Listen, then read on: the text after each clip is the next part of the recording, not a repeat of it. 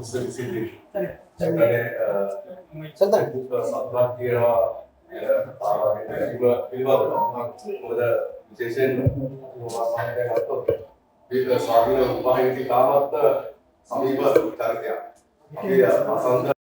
TV එක පටන් ගන්නකොට වසන්තම් FM නාලිකාව පටන් ගන්නකොට ඒකේ මූලිකයා මුනේ වෙනින් කවුරුත් නෙවෙයි හෂිම මහත්මයා. එතුමා තමයි ඒකට මූලිකත්වයේ තිබ්බේ. අද සමහර අයට අමතක වෙලා ඇති ඒ තත්ත්වය. හැබැයි ලක්කඩ ගැන කතා කරනවා අපි ලක්කඩ රේඩියෝ ගැන ලක්කඩ ගුවන්විදුලිය පටන් ගත්තේ අපේ හිටපු සභාපති නිව්ටන් ගුණරත්න මහත්මයා. ඒ නිව්ටන් ගුණරත්න මහත්මයා සභාපතිත්වයේ දරනකොට අපේ අධ්‍යක්ෂක මණ්ඩලයේ හිටපු අපිට නොසැහැන්න උදව් කරපු චරිතය තමයි අධ්‍යක්ෂකවරයා තමයි හෂිම උමර් මහත්මයා කියන්නේ. ඒ කියන්නේ හෂිම උමර් මහත්මයා අපේ සහෝදර මුස්ලිම් ජාතිකයෙක් වුණාට එතන අපේ කිසිම ජාතිවාදයක් ආගමිකවාදයක් ජාතීන් අතර අසමගියක් තිබ්බේ නැහැ. ඒ ජාතීන් අතර සමගිය ඇති කරන්න ස්වාධීන රූපවාහිනිය ඇතුලේ පළවෙනි කුරුකුනේ හෂිම උමර් මහත්මයා. මම හිතන්නේ ඒක අවුරුදු 26ක් ස්වාධීන රූපවාහිනිය දැනටත් කටයුතු කරන කෙනෙක් හැටියට මම තාමත් හොඳට දන්නවා අපිට ලොකු අභියෝගයක් වුණා වසන්තම් TV එක පටන් ගන්නකොට. වසන්තම් FM එක පටන් ගන්නකොට ලොකු අභියෝගයක් වුණා. ඒ අභියෝගයක් වෙච්ච වෙලාවේ ආර්ථික වශයෙන් උත් අපිට යම් අභියෝගයක් තිබ්බා. හැබැයි ඒ වෙලාවේ බය නැතුව එකට හිටිය සභාපති අනුර සිල්වර්ධන මහත්මයා මට මතක හැටියට අශෝක මහත්මයා එතුමාට කිව්වේ නේ මේක පටන් ගමු. මේක අපි මෙතනින් පටන් ගමු. පටන් ගත්තොත් මේක ලොකු දැනකට ගෙනියන්න පුළුවන් කියලා. අන්න ඒ වචනේ නිසා තමයි ඒ අධ්‍යක්ෂක මණ්ඩලයකට අනුමැතිය දුන්නේ නියෝජ්‍ය සාමාන්‍ය අධිකාරිවරුන් හැටියට අපි පවා ඒකට අනුමැතිය දුන්නේ මෙතුමාගේ අභීත වචනයත් එක්ක. ඒක බය නැතුව කිව්වා. මම මේකේ පිටිපස්සේ ඉන්නවා කියලා. ඒ පිටිපස්සේ හිටියෙත් ඉන්නවා කියන වචනේත් එක්ක ඒ පටන් ගත්ත වසන්තම් TV එක, වසන්තම් FM එක මම හිතන අද ලොකු තැනක ඉන්නවා. අභියෝග රැසක් නැද්දී අද ලොකු තැනක ඉන්නවා. මෙතන මුල් පුරක තමයි අශිම මහත්මයා. අදටත් අද අපේ අධ්‍යක්ෂක මණ්ඩලයේ නැති වුණා ස්වාධීන රූපවාහිනියට වසන්තම් FM වසන්තම් TV ලක්කඩ ගුවන්විදුලියට ඕනෑම වෙලාවක ඕනෑම දෙයක් ඉල්ලුවොත් දෙන එකම පුද්ගලයා අශිම මහත්මයා. මේක කවුරුත් දන්නවා. මොකද මට හරි සතුටුයි. මගේ ළඟ දීර්ඝ කාලයක් කටයුතු කරේ මගේ ප්‍රවෘත්ති අංශයේ වසන්තම් TV සහ වසන්තම් FM ප්‍රවෘත්ති අංශයේ අපේ සිද්ධික හනිබ මහත්මයා. ඉතින් සිද්ධික් ලොකු කාර්යභාරයක් කරා. ඒ සිද්ධික් මම හිතන්නේ අපිට පාලම වුණේ අශිම මහත්මයායි ස්වාධීන රූපවාහිනියයි අතරේ පාලම වුණේ සිද්ධික්. ඉතින් ඒක නිසා අපිට ලොකු ගමනක් යන්න පුළුවන් වුණා. මම දුක් වෙනවා. ඔයගොල්ලන්ගේ භාෂාව මට කතා කරන්න බැරි පිළිබඳව මට ඒක නොතේරීම පිළිබඳව මම දුක් වෙනවා සහ ලොකු අඩුපාඩුවක් අපිට අපේ රටේ සහෝදර ජාතියක් වෙලා අපි මෙච්චර කල් ඉඳලා අපිට වැරදිලා තියෙනවා. ඒක අපේ දුර්වලකමක්. ඒක අපේ ලොකු දුර්වලකමක්. අපි වෙනින් ජාත්‍යන්තර භාෂා ඉගෙන ගන්න පුදුමාකාර විදියට උත්සාහ කරනවා. අපේ දරුවන් අපි යොමු කරන්නේ වෙනින් රටවල භාෂා අපි ඉංග්‍රීසි රාජ්‍ය භාෂාව අනිකුත් භාෂාවන් ඉගෙන ගන්න අපි පුළුවන් තරම් සල්ලි වියදම් කරලා ඒ දරුවන්ව ඒ තැන් වලට යොමු කරනවා. හැබැයි අපි අපේ රටේ සහෝදර භාෂාව ඉගෙන ගන්න අපි ඉස්කෝලේ යන කාලේ මම වරාන්තයට ගියේ. මම හිටියේ මේ සහෝදර මගේ යාළුවෝ ගොඩක් ඉන්නේ මුස්ලිම් යාළුවෝ ගොඩක් ඉන්නවා. දෙමළ ළඟට යාළුවෝ මගේ ගොඩක් ඉන්න ආනන්දනය කවුරුත් හිටියා. ආනන්ද තනිකර සිංහල බෞද්ධ ඉස්කෝලයක්. මම ඉස්කෝලේ යන කාලේ මගේ තාම අදටත් මිත්‍රයෙක් නිජව රවුමන් මන්ත්‍රීවරයා ඔරිමායි අතර සයිරයකට ගියේ මම ආනන්දෙට ගියේ. අපි එකට ඉස්කෝලේ ගියා. අපි එකට ගහගෙන තියෙනවා. හැමදේම කරගෙන කර දොස් කඩෙන් කාලා දුවලා තියෙනවා. ඒ සහෝදරත්වයේ තියෙනවා. හැබැයි මම අදටත් දුක් වෙනවා. මට ඔයගොල්ලන්ගේ භාෂාව නොතේරෙන්නේ පිළිබඳව. ඒ භාෂාව නොතේරුණත් ඒ ප්‍රවෘත්ති අංශයේ ප්‍රධානී හැටියට ඉන්නේ මම. හැබැයි අන්න එතනදී මට මේ සිද්ධික්ලා ලොකු උදව්වක්.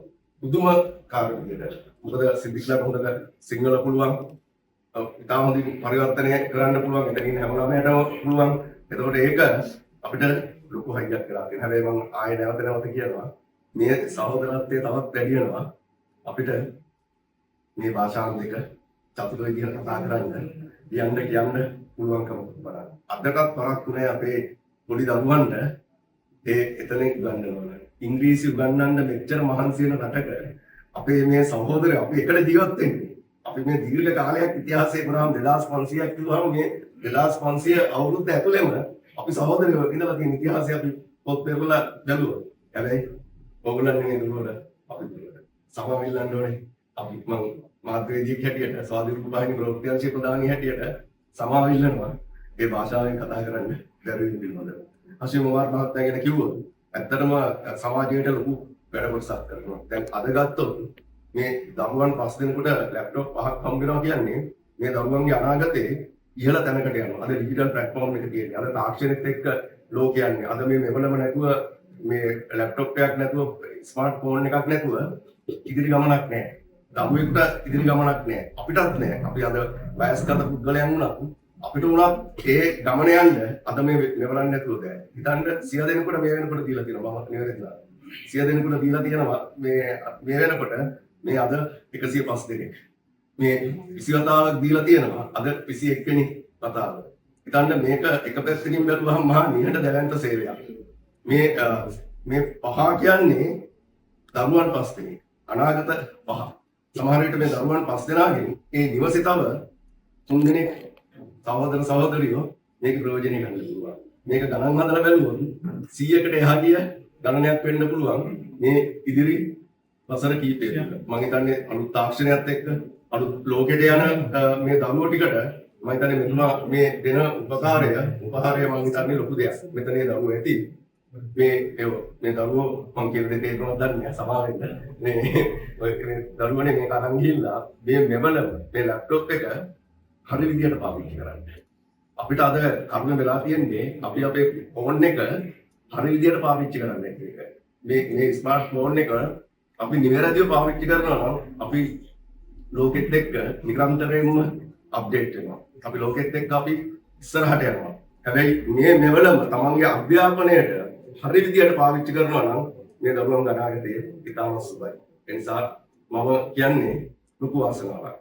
අපි ඉස්කෝලේ යන කාලේ අපිට අපේ දෙමව්පියන්ට යම් හැකියාවක් තිබ්බ නිසා අපිට පැනක් පැන්සලක් අරන් දෙන්න පොතක් අරන් දෙන්න ඒ අධ්‍යාපනය කරගෙන යන්න හැකියාව තිබ්බා. හැබැයි අපි දන්නවා මම ගිය කොළඹ ආනන්දේ මොනවාට බලලානේ නැද්ද තිබ්බට ලොකු දැවෙන්ට මේ සිසු පරපුරක් හිටියට 7000ක් පාසලේ ඉන්නවා.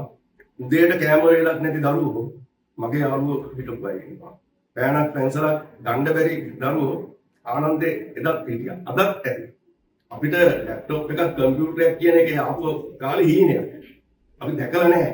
අපි කම්පියුටරයක් දැකලා නැහැ. මේ සිටික් අපි අපේ වයස ගත්තොත් අපි කම්පියුටරේ ආපෙලා අපිට මේක මැජික් වගේ. අද ලැප්ටොප් එක කියන එක අද ස්මාර්ට් ෆෝන් එක කියන එක මැජික් නෙමෙයි. හැබැයි ඒක ගන්න බැරි කී දෙනෙක් ඉන්නවද? ඒක ලැබෙන්නේ නැති කී දෙනෙක් ඉන්නවද? දරුවෝ කී දෙනෙක් ඉන්නවද? ඒ නිසා දරුවෝ 5 දෙනා හරි වාසනාවන්තයි. මේක පින් දෙන්නේ. මේක වැඩ කරන හැම වෙලාවෙම මේක විරුද්ධ කරන මේක ඕපන් කරන හැම වෙලාවෙම ඉතින් මෙතුමට පින් ලැබෙයි නිරන්තරයෙන්. මොකද ඒක ඒ පිනම ඇති. වෙන මුකුත් ඕනේ. ඒ පිනම ඇති. මොකද මේ දෙන්නේ අධ්‍යාපනයට අත්දැකලා. අධ්‍යාපනයට අත්දැකලා දෙනවා කියන එක අධ්‍යාපනයට අතහිත දෙනවා කියන එක තරම් පිනක් අපේ ආගමෙත් නෑ. අපේ ආගමේ හැටියට බුද්ධ දර්ශනය කියලා තියෙන්නේ දරුවෙකුට උඩා කලින් ඉඳලා දරුවෙකුට ඉහළ තැනකට යන්න කෑම බීමක් වගේම අධ්‍යාපනයට උදව් කරනවා නම් ඒක තමයි තියෙන ඉහළම පින. මෙතුමා ඒ ඉහළම පින 100 දෙනෙකුට දීලා දැන් කරගෙන තියෙනවා. අද 5 දිනත් එක්ක 105. අපි ආපස්සට හැරලා බැලුවොත් සිද්ධි හොයලා බැලුවොත් මේ 100 දෙනා මේකෙන් කොච්චර ප්‍රයෝජන අරන් තියෙනවද කියලා. අශෝක මහත්මයා ඔහුගේ 100 දෙනා පසුවිපරමක් කරලා බැලුවොත් කොච්චර කරලා තියෙනවද කියලා 100ම නැති වුණොත් අඩුම ගානේ 10 දිනකවත් මේකෙන් ලොකු ප්‍රයෝජනයක් ගන්නවා. ඒ නිසා දුවලා 4 දිනක් ඉන්නවා මෙතන මම විතර 5 දෙනාව දුවලා දන්නේ මේ අද ලැප්ටොප් ලබා ගන්නේ.